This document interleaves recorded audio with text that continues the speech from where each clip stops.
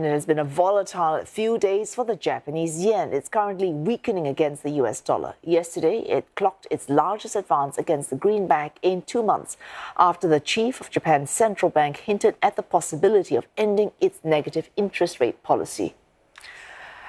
And the dollar could strengthen further to above 150 yen. That is the prediction of Steve Forbes, chairman and editor-in-chief of Forbes Media. He spoke to CNA's Ronan Lim earlier today on the sidelines of the 21st Forbes Global CEO Conference. The US dollar, it's been making a comeback of late. It's come off. Well, the dollar index has gone up about 5% from its lows in mid-July.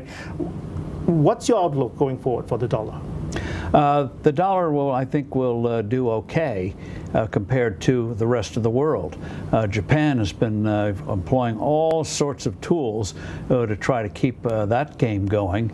I think eventually it's going to go above 150 yen to the dollar, especially as they try to keep suppressing interest rates. They've, as you know, the 10-year has gone up a little bit, but nowhere near what the U.S. is.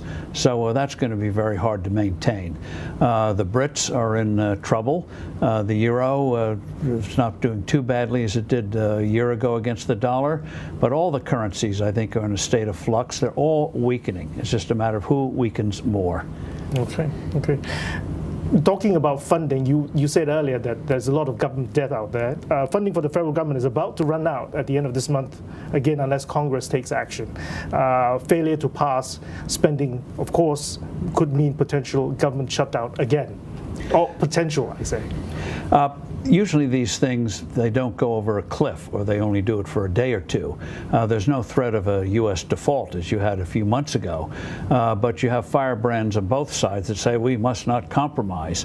I think at the end of the day, Speaker of the House, Kevin McCarthy, the Republican leader, will cut a deal to extend the spending for a few weeks so they can get the appropriations bills through the various congressional committees and avoid these year-end in December where you get these monstrous bills all together and they throw everything in there. I think he wants to do it in a more orderly manner. But he'll have to have Democratic support to pull that off, which will be a bit of a setback.